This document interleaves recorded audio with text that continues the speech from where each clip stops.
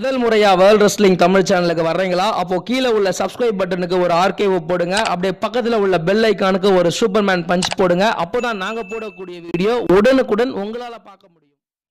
Hi hello and welcome to your channel world wrestling Tamil. நான் உங்க Anand. So இப்போ இந்த வீடியோவில் நம்ம எதை பற்றி பார்க்க போகிறோம் அப்படின்னு சொல்லிட்டு கேட்டிங்கன்னா, புதுசாக ரா அண்ட் ஸ்மாக்டவுன் லைவுக்கு வர்ற ரெஸ்லருக்கு மிகப்பெரிய வாய்ப்பை தருவேன் வின்ஸ் மெக்மேன் சொல்லியிருக்காரு. ஸோ இதை பற்றி ஃபுல் டீட்டெயில்டாக ஒரு வீடியோ பார்க்கலாம் வாங்க. First of all Vince McMahon WWE இருக்க எல்லா ஷோவும் தன்னோட கண்ட்ரோலில் வச்சிருந்தாரு. அதுக்கப்புறம் வந்து பார்த்தீங்கன்னா ராவை ஸ்டெஃபனி மெக்மேன் கையிலையும் 205 NXT ட்ரிபிள் ஹெச் கையிலையும் ஸ்மாக்டவுன் லைவ் வந்து பார்த்தீங்கன்னா ஷைன் மெக்மேன் கையிலையும் கொடுத்துட்டு, ஸோ அவர் வந்து பார்த்தீங்கன்னா மேனேஜ்மெண்ட் மட்டும் அவர் பார்த்துட்டு இருந்தாரு. அதுக்கப்புறம் வந்து பார்த்தீங்கன்னா ஒவ்வொருத்தவங்களும் ஸ்மாக்டவுன் லைவ் பேஜ் கிட்ட கையில் கொடுத்துட்டு, இந்த பக்கம் கர்ட் ஆங்கிள் கையில் எல்லாத்தையும் கொடுத்துட்டு அப்படியே வந்து பார்த்தீங்கன்னா போயிட்டாங்க. அதுக்கப்புறம் ட்ரிபிள் ஹெச்சுக்கும் இன்ஜுரி ஆயிடுச்சு. அவரும் வந்து பார்த்தீங்கன்னா சரியா NXT கவனிக்கல. இப்போ வந்து பார்த்தீங்கன்னா ரொம்ப பெரிய லெவலில் வந்து பார்த்தீங்கன்னா போயிருக்கு அப்படின்னே சொல்லலாம். கிட்டத்தட்ட ராவோடைய வியூவர்ஷிப் ரொம்ப கம்மியாயிடுச்சு. முன்ன அளவுக்கு வந்து பார்த்தீங்கன்னா இப்போ WWE இல்லை அப்படின்றத புரிஞ்சுக்கிட்ட வின்ஸ் மெக்மேன் திரும்பவும் அவருடைய கையில் அவருடைய கண்ட்ரோல்லே வந்து பார்த்தீங்கன்னா WWE எடுத்திருக்காரு. ஸோ விட்ட எல்லா வியூவர்ஷிப்பையும் பிடிக்கணும், எல்லாத்தையும் பண்ணணும் அப்படின்றத வந்து அவர் வந்து முடிவாக இருக்காரு. நான் ஆல்ரெடி வின்ஸ் மெக்மேன் வந்து என்னென்ன பண்ணுவார் அப்படின்றதுக்கு ஒரு வீடியோ போட்டிருக்கேன். ஸோ அதை நீங்கள் பார்க்கல அப்படின்னா கீழே டிஸ்கிரிப்ஷன் அதோட லிங்க் தரேன், நீங்கள் கிளிக் பண்ணி பாருங்க. இப்போ வந்து பார்த்தீங்கன்னா வின்ஸ் மெக்மேன் என்ன சொல்லியிருக்காரு அப்படின்னு சொல்லிட்டு கேட்டிங்கன்னா, இப்போ சரியாக எங்களால் வந்து பார்த்தீங்கன்னா மேட்ச் கொடுக்க முடியல அப்படின்றத வந்து சொல்லியிருக்காரு. இதுக்கப்புறம் வந்து பார்த்தீங்கன்னா NXTல இருந்து புதுசாக வர்ற எல்லா ரெஸ்லருக்கும் வந்து பார்த்தீங்கன்னா வாய்ப்பு கொடுப்போம். கரெக்டாக ஒரு ரெஸ்லருக்கு மட்டும் வாய்ப்பு தர மாட்டோம். இதுக்கப்புறம் புதுசாக வர்ற எல்லா ரெஸ்லருக்கும் வாய்ப்பு தருவோம் அப்படின்ற மாதிரி வின்ஸ் மெக்மேன் சொல்லியிருக்காரு. குறிப்பாக சொல்லணும் அப்படின்னு சொல்லிட்டு கேட்டீங்கன்னா, NXTல இருந்து இப்போ வர்ற ஒரு 6 ரெஸ்லருக்கு ஒரு மிகப்பெரிய ஒரு ஜாக்பெட் இருக்கு அப்படின்னு சொல்லலாம். ஸோ குறிப்பாக சொல்லணும் அப்படின்னு சொல்லிட்டு கேட்டீங்கன்னா, ஒரு 2 ரெஸ்லருக்கு ஒரு பெரிய லெவல் புஷ் இருக்கும் அப்படின்ற மாதிரி எதிர்பார்க்கப்படுது. இப்போ NXTல இருந்து 2 ரெஸ்லர், முக்கியமான 2 ரெஸ்லர் வந்து பார்த்தீங்கன்னா மெயினாக வராங்க.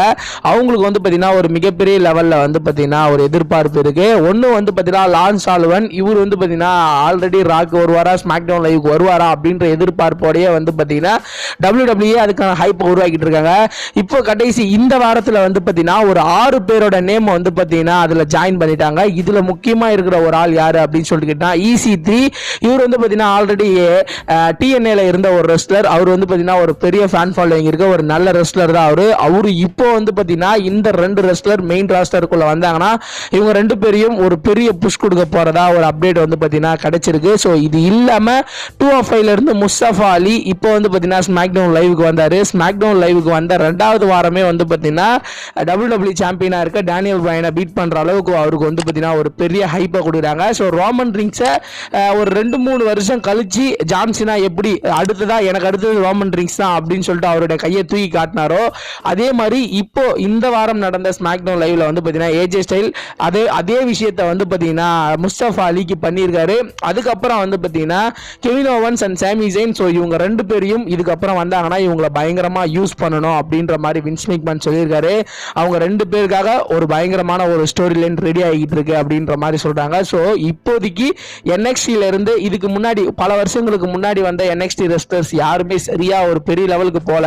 இதுக்கப்புறம் இப்போ இந்த சமீபத்தில் இந்த வருஷத்துல யாரெல்லாம் NXTல இருந்து இப்போ மெயின் ராஸ்டருக்கு வராங்களோ அவங்க எல்லாருக்குமே ஒரு மிகப்பெரிய வாய்ப்பு காத்திருக்கு. அவங்களுக்கான ஒரு மிகப்பெரிய ஆப்பர்ச்சுனிட்டிலாம் காத்திருக்கு. அதை வந்து அவங்க கரெக்டாக பயன்படுத்தி ஆடியன்ஸ் கிட்ட அவங்க வந்து நல்ல பேர் எடுத்தாங்கன்னா கண்டிப்பா வந்து பார்த்தீங்கன்னா ஒரு பெரிய லெவலுக்கு NXT சூப்பர் ஸ்டார்ஸ் போறதுக்கான வாய்ப்புகள் இருக்கு.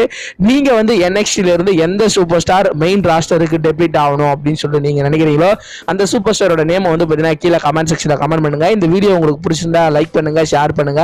மறக்காம கீழே டிஸ்கிரிப்ஷன்ல நம்மளுடைய Facebook, Twitter, Instagramோட பேஜ் இருக்கு. அதை வந்து கிளிக் பண்ணி ஃபாலோ பண்ணிக்கங்க. இந்த வீடியோ உங்களுக்கு பிடிச்சிருந்தா லைக் பண்ணுங்க, ஷேர் பண்ணுங்க. தொடர்ந்து ரெஸ்லிங் சம்பந்தப்பட்ட நியூஸ் நீங்க பார்க்க ஆசைப்பட்டீங்கன்னா கீழே உள்ள சப்ஸ்கிரைப் பட்டனுக்கு ஒரு ஆர்கேவை போடுங்க. பக்கத்துல உள்ள பெல் ஐகானுக்கு ஒரு சூப்பர்மேன் பஞ்ச் கொடுங்க.